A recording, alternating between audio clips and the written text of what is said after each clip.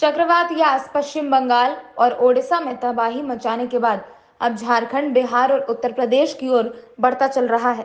चक्रवात तूफान यास के चलते बुधवार को झारखंड में भीषण बारिश हुई। चक्रवात तूफान के झारखंड में दस्तक देने के दूसरे दिन गुरुवार को गढ़वा और डाल्टनगंज में भारी बारिश के आसार हैं। इसको लेकर मौसम केंद्र की ओर से रेड अलर्ट जारी किया गया है।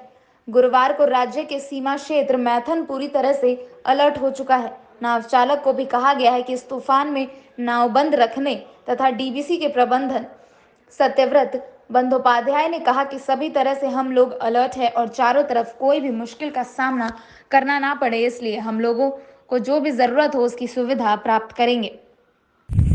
चक्रवाती यास जिस तरह से जिसका लहर अभी पूरे देश में चल रहा है, उसी लहर के हिसाब से देखा जाए पश्चिम बंगाल में जिस तरह से लहर घुसे हैं, जिस तरह से नुकसान पश्चिम बंगाल में हुए हैं, दीघा में, मंदारमनी में, ऐसे के कोलकाता में भी, उसी के दूसरे राज्य झारखंड जो सीमावर्ती इलाका है उसमें कोई अभी तक असर नहीं दिखाई दिया। उसी का पर्यटन एक जगह है माइथन डैम, धनबाद के सबसे बड़ा पर्यटन केंद्र है धनबाद के माइथन डैम। आप देख सकते हैं माइथन डैम में कोई तरह से कोई असर नहीं है। चाहे यहाँ का डीवीसी के प्रबंधक जो है, डीवीसी उसी से हम लोग बात किए, प्रयास किए सुब्रत जी से।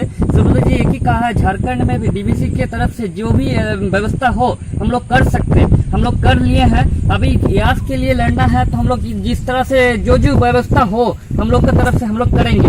उसको लेके देखा जाए यहाँ का प्रशासन भी जो डेली का काम करते हैं, जो नौवियर चलाते हैं, जो नाव चलाते हैं, उन लोग को भी सतर्क कर दिया है कि किसी तरह से अभी भी कोई भी काम जैसे यास को लेकर अभी पड़ा हुआ है तो इसी तरह डैम में किसी तरह आदमी ना घूमे, बिना वजह कोई नाव लेके ना घूमे। जो पर्यटन केंद्र है उन लोग को सावधानी कर दिया जाए, पर्यटन केंद्र घूमने आने का मना है अभी। दूसरी तरफ से देखा जाए पश्चिम बंगाल की सटा हुआ राज्य सीमावर्ती बंगाल है, बंगाल में जिस तरह से जो लहर है, जो कोलकाता में जिस तरह से दिखाई दे रहा है, कोलकाता में जिस तरह नुकसान हुआ है, दीघा में जिस तरह से नुकसान हुआ है, मंदारमनी भी ऐसे कि जो घूमने वाला प्लेस जो संस्था है उस सब जगह में बहुत भारी मात्रा से नुकसान हुआ है उसका। मगर झारखंड में प्रभावित होते हुए गया, झारखंड में जिस तरह गया है, झारखंड में इसका असर अभी तक पड़ा नहीं है। और यहाँ का डीवीसी प्रबंधक भी बार बार एक ही बात कह रहे हैं कि इसका लड़ने के लिए हम लोग भारी मात्रा से प्रयास किए हैं। जो हम लोग से जरूरत हो उसी चारों तरफ से हम लोग चारों तरफ से लोग व्यवस्था रखेंगे और अगर जरूरत पड़े तो हम लोग ऊपर से बात करेंगे और भी कोई सुविधा प्राप्त हो तो सब तरफ से रखेंगे। ऐसा भी दमकल भी व्यवस्था रखे हैं, फायर ब्रिगेड से व्यवस्था रखे हैं, सब चारों तरफ से कुछ भी यास के लिए कोई भी जरूरतमंद लोगों को लिए एक गाइडलाइंस भी जरूरत किया गया है। हर जगह में, हर मेंबरशिप में, हर एंगल में एक 6 आदमी को नियुक्त करके एक गाइडलाइंस भी तैयार किया गया है झारखंड सरकार से। और यहाँ के एक मजिस्ट्रेट पद को, जो मजिस्ट्रेट है, मजिस्ट्रेट को भी इस तरह से काम दिया गया है। तो यास के लिए किसी का क्षतिग्रस्त होता है उसको देखने के लिए एक मजिस्ट्रेट को भी दिया गया है। मजिस्ट्रेट अपने अंदर में 6 आदमी को रख के इस तरह से काम कर रहे हैं। ঘূর্ণিঝড় ইয়াস যেটা আসছে সেটা আমাদের কাছে যা ইনফরমেশন আছে আইএমডি থেকে আমাদের কাছে রেগুলার বুলেটিনগুলো আসছে, অ্যাজ ওয়েল অ্যাজ ওরা তো জেনারেল বুলেটিন দেয়, এছাড়া ওরা আমাদের ডিবি এরিয়ার জন্য, দামোদর ভ্যালি এরিয়ার জন্য আলাদা করে ওরা স্পেশাল রিপোর্ট পাঠায়। এটা ডিবিসি মেট্রোলজিক্যাল ইউনিট আছে আলিপুরে, তারা পাঠায় আর কি। তো তাদের যে রিপোর্টটা এসছে সেই হিসেবে আমাদের এখানে কালকে 26 তারিখে বিকেলবেলার থেকে এফেক্টটা শুরু হবে এবং এই সাইক্লোনটা যেটা আসছে সেটা পুরো ঝাড়খণ্ডের ওপর দিয়ে যাবে। যেহেতু আমাদের ড্যামগুলো সব ঝাড়খণ্ডের মধ্যে পড়ছে সেই জন্য ড্যামগুলোর ওপরে এর এফেক্ট পড়বে। আর very heavy to extreme rainfall বলা আছে আইএমডি ফোরকাস্টে। তাতে আমাদের ড্যামগুলোতে ভালোই জল আসবে, রেনফল অনেক বেশি রেনফল হবে, ভালোই জল আসবে। কিন্তু ড্যামগুলোর এখন যে অবস্থা, ড্যামগুলোর অনেক নিচে লেভেলে, ওয়াটার লেভেলগুলো অনেক নিচে আছে। আমাদের কাছে প্রচুর স্টোরেজ আছে সবকটা ড্যামে, মাইথন, পঞ্চায়েত সবকটা ড্যামে, সেই জন্য চিন্তার কোনো কারণ নেই আর কি।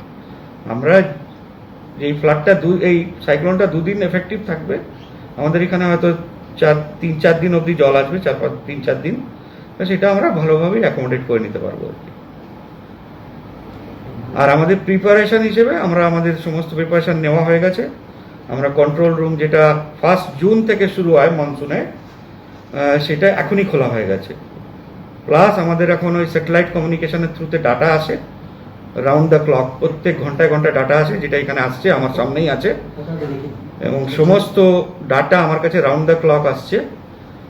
কত কোন ড্যামের কত লেভেল আছে, কোন ড্যামে কোথায় কোন 54টা আমাদের স্টেশনস আছে, সেখানে কোন স্টেশনে কত রেনফল হয়েছে, সমস্ত ডাটা আমার কাছে একদম সামনেই আছে, এবং সেটা আমরা স্ট্রিক্টলি মনিটর করছি। সবাইকে অ্যালার্ট ডিক্লেয়ার করা হয়েছে, সবাইকে বলে দেওয়া হয়েছে, কন্ট্রোল রুম সেট আপ করা হয়ে গেছে, এবং আইএমডির সঙ্গে আমরা রেগুলার যোগাযোগে আছি। সেন্ট্রাল ওয়াটার কমিশন যারা এটাকে অপারেট করে মেনলি, যেটা ডিবিআরআরসি কমিটি বলে যেটাকে, সেন্ট্রাল ওয়াটার কমিশনের যারা আছে তাদের সঙ্গে আমরা যোগাযোগে আছি, এবং তারাও আমাদের সঙ্গে রেগুলার কন্ট্যাক্টে আছে।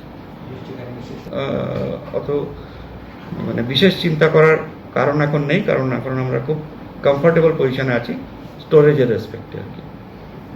একটা সময় হয়েছিল তো দেখুন, ড্যামগুলো আমাদের খুব ভালো অবস্থায় আছে, কেন ওই ড্যামগুলোতে আমরা প্রত্যেক বছরই ড্যামগুলো আমরা অপারেট করি, এবং গত 5 বছরে আমরা একটা গভর্নমেন্ট অফ ইন্ডিয়ার একটা প্রজেক্ট, ড্রিপ প্রজেক্ট, যেটাকে ড্যাম রিহ্যাবিলিটেশন ইমপ্রুভমেন্ট প্রজেক্ট আছে, সেইটার রেসপেক্টে আমরা সমস্ত ড্যামগুলো যত গেটস আছে, তারপরে যত গ্যান্ট্রি ক্রেন আছে, এগুলো সমস্ত রিপেয়ার করা হয়েছে, আন্ডার স্লুইস গেটস, এগুলো সমস্ত রিপেয়ার করা হয়েছে। সেই জন্য এখন খুব ভালো অবস্থায় ড্যাম এবং তার অ্যাসোসিয়েটেড যত ইলেকট্রোমেকানিক্যাল স্ট্রাকচারস আছে সব খুব ভালো ভালো কন্ডিশনে আছে। প্লাস একটা এক্সপার্ট কমিটি দিল্লির থেকে এসে মার্চ মাসে সমস্ত ড্যামগুলোর থরো ইন্সপেকশন করে গেছে, এবং সেই জন্য ওদের যে রিপোর্ট আছে, আমাদের ড্যামগুলো খুবই ভালো অবস্থায় আছে, এবং অপারেট করাতে আমাদের কোনো রকমের কোনো অসুবিধা নেই, আর কোথাও ড্যামগুলোতে কোনো রকমের ড্যামেজ বা কোনো কিছু নেই। এখন জল কত ছাড়া হচ্ছে এবং আমাদের মাইথনে এবং পঞ্চায়েতের ওয়াটার লেভেলটা ঠিক কত? হ্যাঁ, মাইথনে ওয়াটার লেভেল হলো 461 ফিট, হ্যাঁ ফিট, আর পঞ্চায়েতের হলো 405 ফিট। জল ছাড়া হচ্ছে না? জল ছাড়া হচ্ছে না, শুধু হাইডেল চলছে, বাস। কোনো জল ছাড়া হচ্ছে না, শুধু হাইডেল আমাদের মাইথন আর পঞ্চায়েত হাইডেল যেটা আছে সেই হাইডেলটা চলছে। কারণ আমাদের জুন মাসটা পুরো আমরা ধরে রাখি জলটাকে, জুন মাসে যদি বৃষ্টি না হয় তখন যাতে আমরা যে জলটা দিই মিউনিসিপ্যালিটির জন্য, ড্রিঙ্কিং পারপাসের জন্য, প্লাস ইন্ডাস্ট্রির জন্য, steel plant, Durgapur steel plant বা দুর্গাপুর সিটি, আসানসোল সিটি, সমস্ত জল আমরা সাপ্লাই করি, সেই জলটা যাতে আমরা দিতে পারি। মানে যদি বৃষ্টি না হয়, দেরি করে বৃষ্টি হয়, সেই জলটা আমাদের রাখতে হয়, সেটাও মাথায় রাখতে হয়। সেই হিসেবে জল আমরা রাখা আছে, এবং আমাদের শুধু হাইডেল চলছে, বা এছাড়া কোনো জল ছাড়া হচ্ছে না গেট থেকে। রেডি হয়েছে তো তো আমাদের 2 দিন 3 ধরে ঝড় জল বলে একটা আওয়াজ উঠেছে, তারপর সেই সঙ্গে সঙ্গে পুলিশরা এসে আমাদের নৌকোকে বন্ধ করে দিয়েছে। আর তার ভিতরে আবার করোনা বলে আবার এটারও হয়ে গেছিলো, বন্ধ করাতে একদমই লোকজন আসছে না, আমাদের খুব অসুবিধা। আমরা কিছু ইনকাম হচ্ছে না। আমরা এখন ছোট ছোট জাল, ছোট এই চিংড়ি মাছের জাল, এইসব করে আমরা কোনোরকম দিন সংসার চালাই। যারা জাল কিনতে না পারে তারা দিন মজুরি কাজ করতে যায়, এইসব করে আমরা এখন চালাচ্ছি।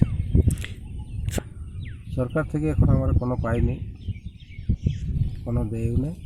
আমরা নিজের নৌকা নিজে চালাই, নিজেকে কাস্টমারকে ঘুরাই, কাস্টমার খুশ করে যায়। ঘটনাটা আমাদের নৌকো টোটালি বন্ধ করেছে, যে হয়তো কোনো বিপদ হয়ে যেতে পারে, অসুবিধা হয়ে যাবে, নৌকা টোকা ডুবে যেতে পারে, তোমরা নৌকা খুলবে না, মাছও ধরবে না, ছোটো জাল আছে সেটাও ধরবে না, একদম টোটালি বন্ধ করেছে। না সেরকম জায়গা নেই, আমরা লম্বা রশি দিয়ে বেঁধে রাখিয়ে দিই, তারপর জল যখন বেড়ে যায় আমরা সাঁতার কেটে নৌকাটাকে ধারের দিকে নিয়ে আসি, খুব জল বাড়লে এইসব ব্যবস্থা করে আমরা থাকি। ডিবিসি থেকে এখন কোনো আমাদের ব্যবস্থা দেয় না, তো আমাদের এই ডিবিসিতেই কিছু মাছ ছাড়ে, ওরা ছোটো ছোটো মাছগুলো ছাড়ে দেয় বাচ্চাগুলোকে, সেগুলো বড় হয়, তারপর ধরা হয়। আবার চট জাল এখানে চালিয়ে দেয়, এই ছোটো ছোটো জাল, ছোটো ছোটো মাছগুলো নষ্ট হয়ে যায়, চটজালগুলা যদি ডিবিসি বন্ধ করে দেয় তো ওরা যদি যে মাছটা ছাড়ছে ওটা এখানে আমাদের প্রচুর মাছ পাওয়া যেত, কিন্তু করছে না। ওটা সব ড্যামের ধারে লোক কারখানাও আছে, বাঙ্গালাও আছে, করতে পারছে না ডিবিসি বলে কোনো কথাই নেই না। আমার নাম হাসান আনসারি। स्वदेश वाणी के लिए अनुजीत सेन निरसा की रिपोर्ट। आप हमारा चैनल देख रहे हैं तो प्लीज इस चैनल को लाइक, शेयर और सब्सक्राइब जरूर करें ताकि हम आपको देश विदेश तक की खबरों से अपडेट रख सकें। स्वदेश वाणी।